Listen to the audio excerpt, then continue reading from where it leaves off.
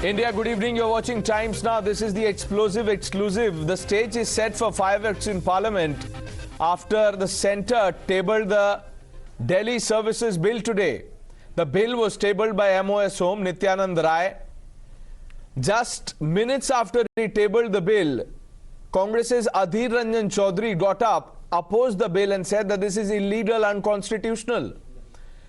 The opposition parties united in opposing this bill and said that the centre is trying to undermine the federal structure, that this bill is a bid to undermine federalism.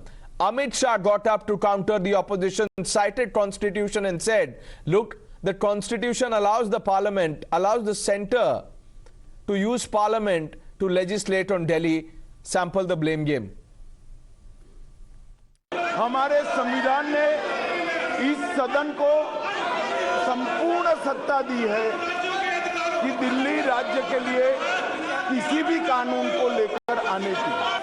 सर्वोच्च न्यायालय ने स्पष्ट किया है कि संसद दिल्ली संघ राज्य क्षेत्र के लिए कोई भी कानून बना सकता है। अतः ये सारे जो ऑब्जेक्शन लिए गए हैं वो राजनीतिक है, इसका कोई संवैधानिक आधार नहीं है।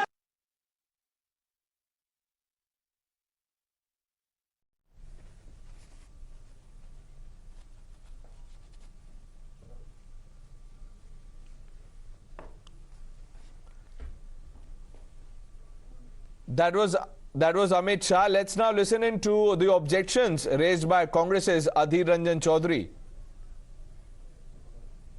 संविधान की 7वीं अनुसूची के तहत सेवाएं राज्य का विषय है, इसलिए एनसीटी विधानसभा को एनसीटी की सेवाओं से संबंधित सभी विषयों पर बिना किसी गतिरोध अड़चन के कानून पारित करने का अधिकार होना चाहिए था। इस प्रकार यह विधेयक संविधान का स्पष्ट उल्लंघन है, क्योंकि अनुच्छेद 239 के स्पष्ट रूप से दिल्ली विधानसभा को राज्य और समवर्ती सूची में सूचीबद्ध मामले पर कानून बनाने की शक्ति प्रदान करता है।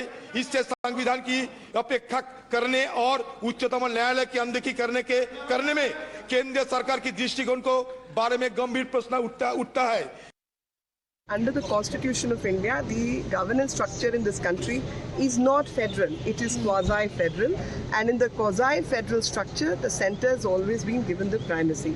Number two, to say that this is interfering in the authority and power of the state, then I must say that Delhi is not a state, Delhi is a union territory with legislative assembly.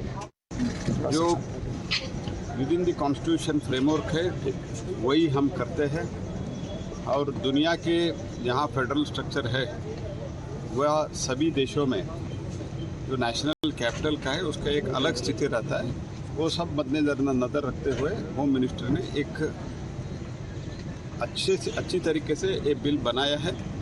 और तो ये जो भारत सरकार जो चुने हुए हैं वो भी लोकतांत्रिक तरीके से ही चुने हुए। Let them understand that entire country has supported Shri Narendra Modi and Bharatiya Janata party.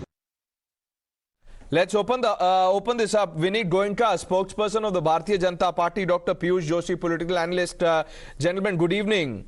Dr. Joshi, if a bill is presented in the Lok Sabha or in any house of the parliament, how is it a threat to the federal structure, which is the charge of the opposition? Just a moment. Yeah, let me tell you how it is a threat to the federal structure of the country. Because it has been very clearly demarcated in the currently existing constitution, which this government is trying to, subvert by bringing this ordinance. Of course, once it will become the law, then definitely it will be the part of the constitution thereafter. But I'm talking about the situation as it currently exists. So what are they trying to do? That except for land, law and order and police, what comes under the purview of union government, that is the government of India, is nothing. So rest everything comes under the purview of the government of Delhi. That is the state government of Delhi, GNCTDD, and which is being democratically elected by the people of Delhi. So when it comes to these three matters, there is no contention. Fair enough, the union government can do whatever it wants. But the constitutional bench of Supreme Court has given an order and also hearing the same matter, again, and the BJP keeps on saying that there is a caveat in the Supreme Court order that in the absence of such a law, fair enough, in the absence of such a law, they have mentioned about this. If it was so clear cut, the Supreme Court wouldn't have admitted the appeal of the government of Delhi again and again, wouldn't have sent it to the Constitution bench if the matter was so clear cut. So we are not talking about those three things. We are talking about the transfer of the routine officials. If you don't get to write an appraisal or to reward or reprimand the officer for doing or not doing his job, how do you expect the government of Delhi to function?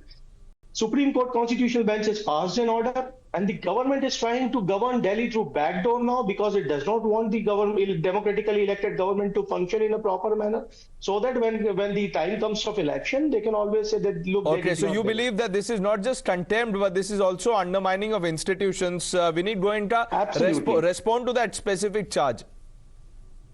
Ram Ram to you and Ram Ram to my co-panelists and all the viewers who are watching me right now. Article 249, gives undeclared powers to the parliament to pass any law for any state. It is self-defined. And also in various cases, Supreme Court has talked about this particular part. So let us not get confused, A. B, like the government of Delhi has been elected, the 7 members of parliament who have been elected from Delhi also represent the people of Delhi. Number 3 point, where is the rights been taken away? But where is the central government always requesting is to maintain the governance in Delhi.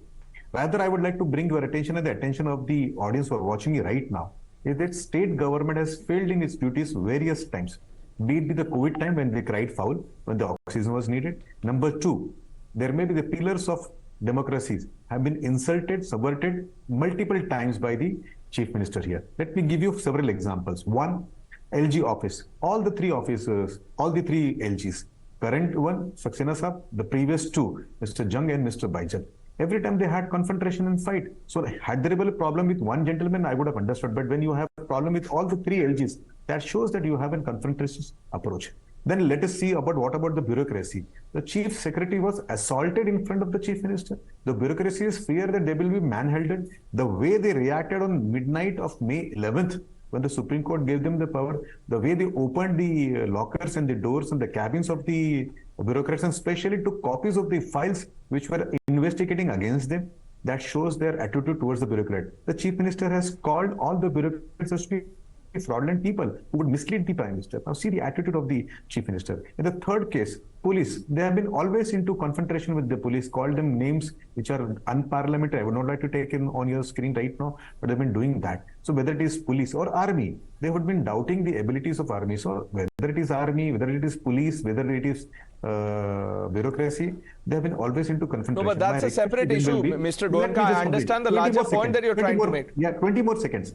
I would request them tomorrow be present in the parliament, put forward all the debates, all the points, all the things which you would like the nation to know about it, and let us have a debate in the house. If you're right, you have the numbers, the bill will not pass. If we are right, if the numbers are with us, the bill will pass. No, even if they are right, but you have the numbers in Lok Sabha.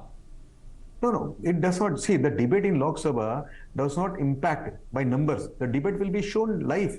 The points will be taken in the records. So if they have some things to speak, they can always put in the records. They are shying away from the debate. I want to ask the larger question, Dr. Joshi. If you believe that this is an attempt to, undermine constitution, subvert the federal structure, what have you, you can always go to the Supreme Court, challenge this there. We have done that, and the Supreme Court has sent the bench to none other than the Constitution bench itself. So that the matter is still under consideration by the Honorable Supreme Court. It's not like that we haven't gone to the Honorable Supreme Court. The Supreme Court has admitted the plea and sent it to the Constitutional Bench because the previous order was passed by the Constitutional Bench only. You see, it's a very important issue. Thankfully, whether or not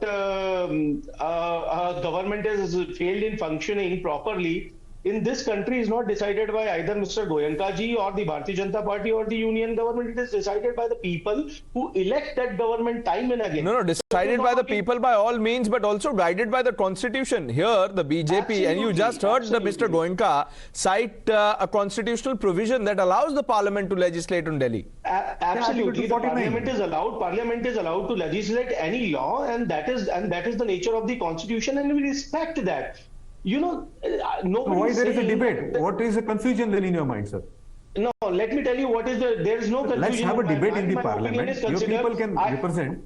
Absolutely, Vinitji, let me complete my point and then you can come in. It is just a two-panel. The panel is only of 2 members. So what I'm trying to say here is very clear that the government does not want the Delhi government to function. The union government does not want it to happen, and that is why they want the transfer and posting order so that the office of LG can intervene again and again and again, like it has been doing since 2015. Maybe from 2013 they would have done so if they were themselves in I don't government. think so. But thankfully See, they were any not that. government, if it's We have Dr. seen that, Jyoti, sir. We have you're a seen that sensible time and person in the again. wrong The party.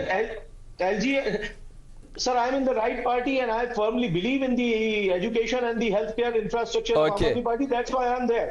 So what I'm trying to say that the government I would like to has respond. Let's see. I'm sorry, Mr. Goenka, completely out of time. Dr. Joshi will have it some other day. Let's have the debate first in the parliament and let's see how it unfolds there. Thank you, gentlemen, for your time. Taking a short break. Viewers, stay with Times Now.